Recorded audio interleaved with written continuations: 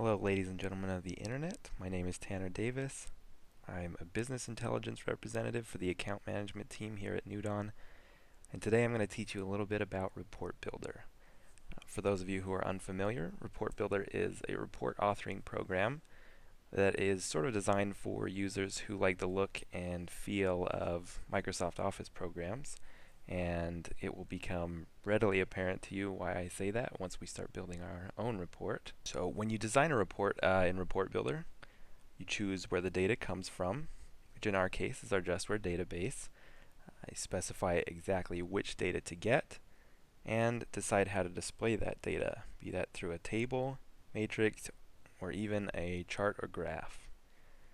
Report Builder also provides tools to allow for user-specified filters called parameters, grouping data using different criteria, and even allows you to write intricate expressions similar to what you'd see in Excel to adjust how and what information is displayed based on certain conditions. So, in the words of Kevin Garnett, anything is possible. And when he said that, he was of course talking about Report Builder. And when I say that, I mean that most things are possible, like within reason.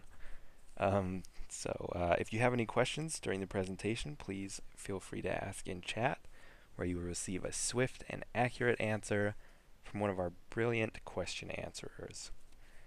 And on that note, with the second most boring part of this presentation out of the way, let's go ahead and move on to the first, which is prerequisites. So please try not to leap out of your seats with excitement. Before we can start building our report, we need to make sure that we have the proper permissions so that we can actually launch Report Builder from JustWare.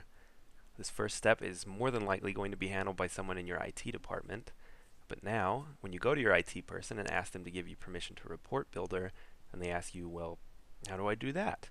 You can tell them exactly how to do that and feel superior to them in every way because you know something that they don't. In order for them to do this, they'll navigate out to the report manager, which they will already know how to find, probably, and click on this folder settings button. From here, they can manage existing permissions for groups and individual users, or create new permission assignments for a group or specific user. To do that, they will either click New Role Assignment, or this Edit button here next to this existing assignment. For our purposes today, I'm going to go ahead and click New Role Assignment. Keep in mind that the New Role Assignment screen and Edit screen are almost identical, with the exception that this New Role Assignment screen has the option to input a user or group to assign permissions to. So in this case, I'm just going to go ahead and add myself there. And then it's as simple as clicking this little Report Builder checkbox and then clicking OK. And that's it. Congratulations, we are semi-ready to build a report. Just one more step and we'll be making all of your wildest, nerdiest data presentation dreams come true. Now that we have permissions for Report Builder, we need to enable the Report Builder button in JustWare so that we can launch the program. This is done through System Administration and as such is a task for system admins. From here we'll click on Security and then go to our security profiles.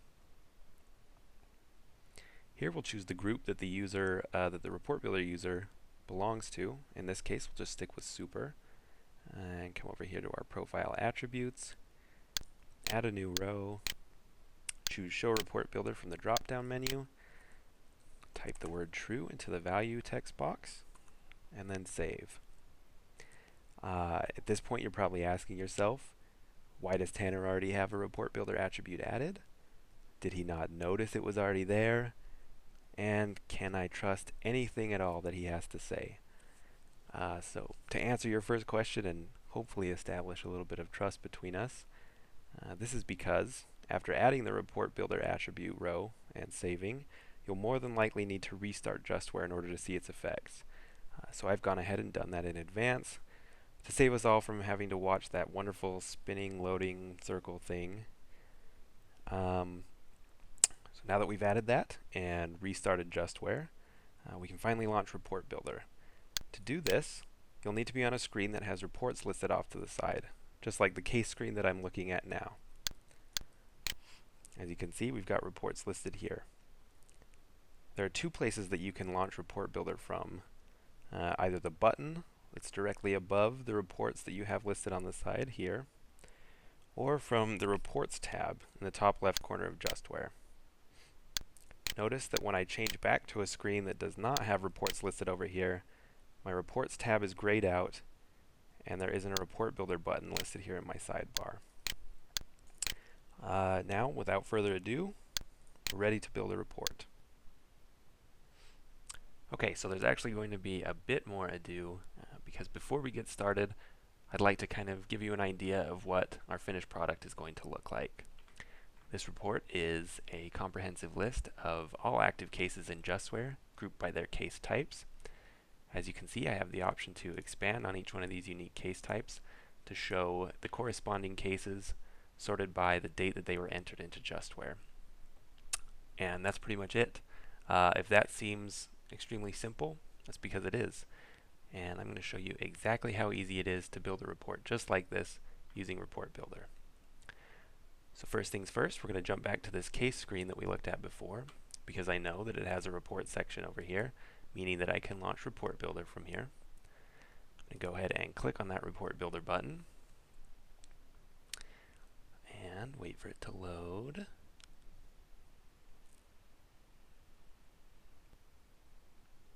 When you first launch Report Builder, you'll be prompted to create a new report using one of these four options.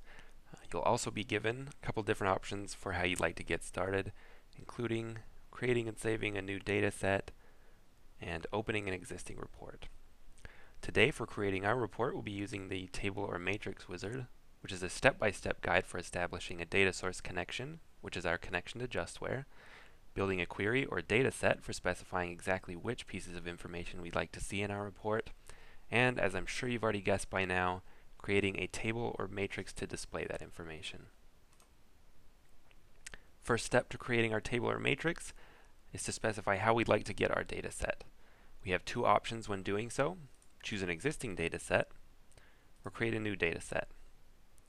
The Choose an Existing Dataset option allows you to pull in data sets that have been created and saved somewhere on the report server. This option may be useful to you if you have multiple reports that will require similar information, potentially just to be displayed in a different way or under different context. If you remember from the initial pop-up, you have the option to create and save one of these data sets when first launching Report Builder. The Create a Dataset option allows you to build out a data set using the Query Design wizard. This will most likely be the option you'll use when creating a new report, as reports tend to be unique and as such require unique data. Our next step is to establish a data source connection, which is our link to Justware. When you first run the wizard, your data source connections window will more than likely be blank, unlike mine, which has one in there right now. That's okay. At the bottom of the window, you'll see that we have the option to browse or create a new connection. This new button allows you to build and name a connection manually by either manually entering a connection string here in this box, or clicking on this Build button, specifying the name of your server, choosing how you'd like to log into that server, and then selecting the name of your database from this drop-down list.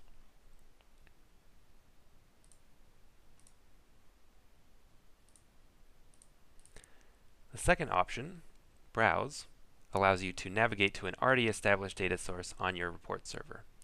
This is the simplest method and will most likely be the one that you'll be using. After clicking Browse, you're pointed directly at your report server. From here, we'll look for our folder named Data Sources and then choose the appropriate data source. This is generally just named Justware or Justware Prod, and in your case, you'll have a lot fewer options here than I do.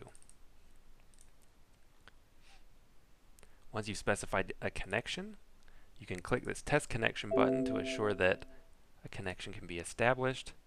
Once that's done, we're ready to move on to creating our query. In order to build our query, we first need to decide which views we want to pull our information from. It's important to remember that when building reports for Justware, you should only be using views to pull in your data, as opposed to tables, stored procedures, or table-valued functions, whatever that is. More specifically, we should only be using JW50 views. To find these, click the plus next to the Views folder and scroll down until you see the JW50 prefix. This list may seem overwhelming at first and will definitely take some time to get familiar with, but for the most part these views are named in such a way that you'll be able to identify the one that you need simply by looking at its name. In our case, because we're building a report that lists case information, we'll be using the JW50 case view. Upon expanding on the view, we'll be presented with a list of fields to choose from. These are also, for the most part, fairly self-explanatory in name. To select a field for our report, simply click the checkbox next to it, and these fields will populate the selected field section over here on the right as they are checked. It's important to remember that you should only be pulling fields that will either be listed in the report or used for grouping or expressions. If you remember from our preview earlier, the report we're building needs to display case type, as well as the case title, and the case receive date, which is the date that the case was entered into Justware. At this time, I'm also going to add the case ID field, which we'll use in a later webinar for creating expressions. The relationships section allows us to specify criteria for joining two or more views together, which then allows you to pull fields from multiple views. This is something that we'll also cover in a later webinar where we touch on some of the more advanced features of Report Builder. Below this we have the Applied Filters section, which, as its name suggests, allows us to filter down the data that will be displayed in the report. For this report, we'll just be using one field to filter on, which is Case Status Master Code. Using this, we'll be able to ensure that the report is only showing active cases, just like the report we looked at earlier. To add a filter, click the funnel button in the upper right corner of the Applied Filters section. You will then be able to specify filter criteria. Under field name, you can choose the field from your selected view or views on which to filter. As I mentioned before, we'll be using Case Status Master Code here. It's important to remember that the field that you filter on does not need to be included in the Select Field section. Your operator is what determines how you'll filter this data, and there are quite a few options here, so we'll go ahead and go through this list. Is and is not are probably the most common and self-explanatory operators. They're used to specify an exact value that the field you've chosen must or must not equal. In our case, we're going to be saying Case Status Master Code is, and the number 1. We'll then click this plus here. That will ensure that the only cases we see in our report are those that have a Case Status Master Code of 1. Is any of and is none of function similarly to the is and is not operators, the only difference being that you can specify multiple values that your field may or may not equal. So, as an example, if we were to choose is any of for Case Status Master Code, we could then add to this list that we already have of 1 by typing another number value here and clicking the plus button. This now says we only want to see cases that have a Case Status Master Code of either 1 or 0. Moving down the list to is more than or equal to, and is less than or equal to. These allow you to essentially set up bookends for your data. They're commonly used when filtering on a date field, as they allow you to pull only the data that happened before or after a specific date or within a specified range. The value field, as we mentioned before and as we've touched on already, allows you to specify the value that you want to use to filter your field.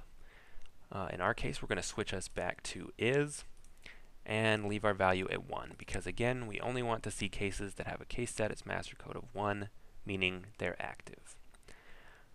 The parameter checkbox allows you to turn a filter into user-defined criteria used to filter down the report. And we'll cover these a little more in depth again in our next webinar session.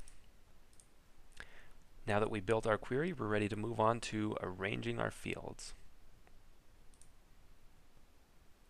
Now that we've chosen and filtered down the data that we'll see in our report, we can start arranging it. The available fields section is a list of fields that we selected from our JW50 views while building our query.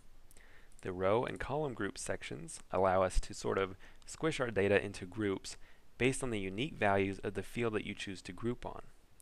In this case, as with the report that we looked at before, we'll be grouping on case type. To do that, I'll come to my available fields section, grab my case type description field, and drag it down into the row group section.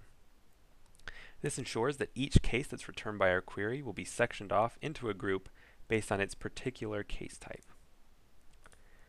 The value section is where you'll pull any field that you'd like to use to list out the data that resides within each group. Again, as with the report that we looked at earlier, we'd like to see case title and case receive date.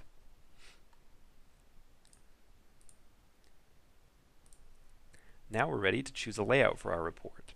As you can see, we've got a few different options here for formatting our groups. The Show Subtotals and Grand Totals checkbox is checked by default.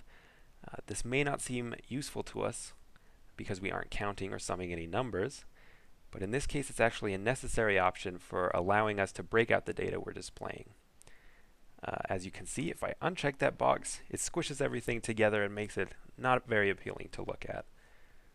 So we'll recheck that box. Of the three options here that we have to choose from, I recommend using the step subtotal above, as it lists out our case type descriptions, which is our main group, and then down below in a separate row lists out the details for each of those cases that correspond with it. And then of course we have the expand collapse groups checkbox, which is checked by default. It's always a good idea to keep checked because it allows you to expand and collapse on each group to hide or show the data that corresponds with that group.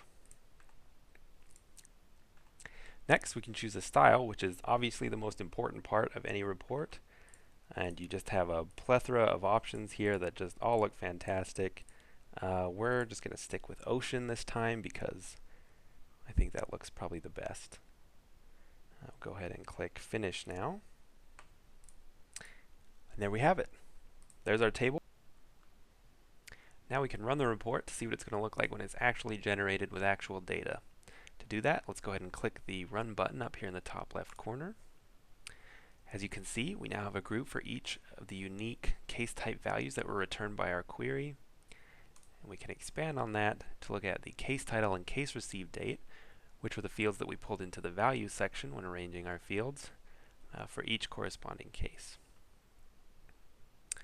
Now, this report does what we need it to do, but it definitely doesn't look great. And there are a few changes we can make to get it looking a lot better. The first, probably most glaringly obvious issue is the fact that the case title is completely squished. So let's go ahead and change that. To do that, we're going to highlight that case title text box by clicking on it once, then come up here to our ribbon, click on the View tab, and check that Properties checkbox. What that does is enables a Properties panel over here on the right hand side. This Properties panel is dynamic and will change based on whatever object it is that you have selected in Report Builder. And it allows you to change a number of different things. For our purposes, we're going to just change the size of this text box. We can tell that we're editing this text box because up here at the top of the Properties panel it says Case Title. So we know that we're working with the case title text box. I'm going to scroll down here to size now, and we're going to change the width from 1 inch to 3 inches and hit enter. As you can see, it expanded that text box out quite a bit. Now if we come back up here, switch back to our Home tab, and click that Run button again, when we expand, you can see there's a lot more room for our case title there. There's not all that wrapping going on. The next, probably most obvious issue is the fact that the case type description is being squished into this little tiny text box over here on the left, and we have these two great big text boxes that aren't being used for anything. So let's fix that. In order to do that, I'm going to click on this case type text box, keep my mouse button held in, and drag to the right until I have both other text boxes selected. Once that's done, I can right click anywhere in the selection, choose Merge Cells from my drop down, click on that, And that merges the 3 cells I had highlighted, giving us a lot more room to display our case type. Next, let's go ahead and expand out this case receive date column, to give that a little bit more room. We'll do this in the exact same way that we did with the case title text box, by first highlighting the case receive date text box, coming over to our properties panel, scrolling down, and editing the width here in the size options. This time we'll do it up to 2 inches. Hit enter. Now we got a lot more room there. We can also come in here and edit these headers. Case receive date as it stands, it doesn't make a lot of sense. We want it to actually say the word date. So I'm going to come up, click twice on the case receive date text box. This allows me to edit the text. I can then add in A and E so that it says case receive date. We're also going to come over here to this case type description header and remove the word description so that it just says case type. So let's run that now and see how that looks. Now our headers are more appropriate. We have more room for our date. One thing we'll notice is that the date is still displaying a time, which we don't necessarily want. So let's go ahead and change that. Come back to our design. Click on that case received date text box. And then the easiest way to go about changing this to a date format is by simply coming up to our ribbon again, coming over to this number section here, and from this drop-down list choosing date. What that does is formats whatever that cell's contents are into a date format. So now when we run this, as you can see, it's just a date. There's no time there, and that's applied everywhere. Our next step would probably be to get rid of this totals row, since we aren't generating any totals, so it's completely useless. To do that, I'm going to first just click anywhere in the table, which, as you can see, causes the headers for both the rows and the columns to show up. I can then right-click on this row header, choose Delete Row from the drop-down menu. It's as simple as that. Our totals row is gone. We can run our report again, and now we're just seeing the information that we want to see without any extra rows. Next, let's sort our cases based on the date that they were entered into JustWare. To do this, we'll need to modify the properties of the details group, which is distinguished by these 3 horizontal lines in the row header. There are a couple of ways to do this, the first being simply to right-click on that row header, choose Row Group from the drop-down menu, and then select Group Properties. From here, we can choose Sorting from this left-hand menu, then click Add, and choose the field that we want to sort on. We also have the option to choose the sort order, be that either A to Z, which is ascending, or Z to A, descending. For this report, we're going to choose Z to A because we want to see the most recently added cases at the top of our list. The second way to do that does not involve clicking anywhere in the table, but instead just coming down to this row group section, clicking the down arrow of the details group, choosing Group Properties, and then again clicking on Sorting in the left-hand menu, adding a field, and choosing your sort order. Now that that's done, let's go ahead and preview our report. And as you can see, these cases are now being sorted by their case received date. Now, to finish up this report before we save, let's go ahead and add a report title. You do that simply by clicking on the space that it says click to add title in.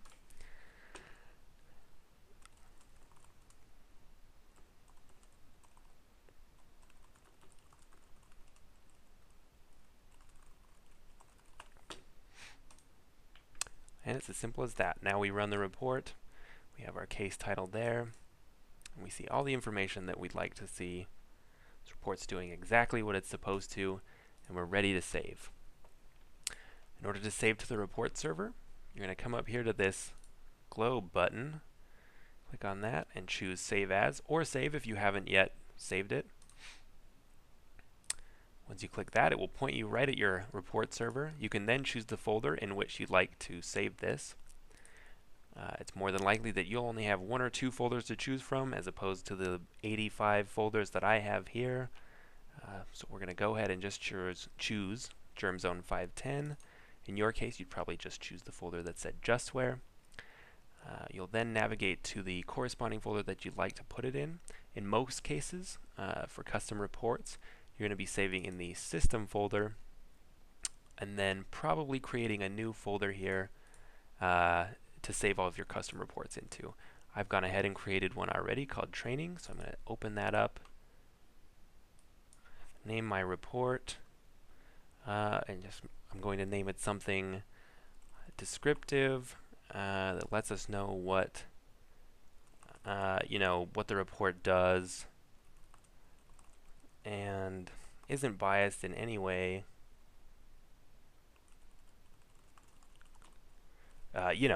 Just something descriptive. And then we go ahead and click that Save button. And that's that. We've created a report and we've saved it to the report server. The final step is to now open up Justware, navigate out to those system reports.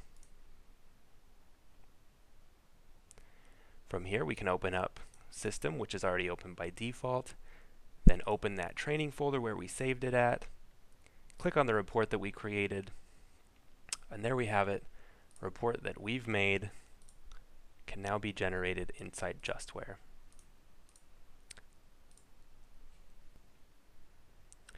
This has been a basic look at Microsoft's Report Builder and its interactions with Justware. Please tune in next time for our advanced webinar when we'll cover even more things, including but not limited to a more in-depth look at object properties, the addition and management of parameters, relationships, expressions, and probably most importantly, the ability to hyperlink to case and name records. I hope you guys have enjoyed watching this as much as I enjoyed making it for you. Again, my name is Tanner Davis. I'm with the account management team here at Nudon. I'll see you next time.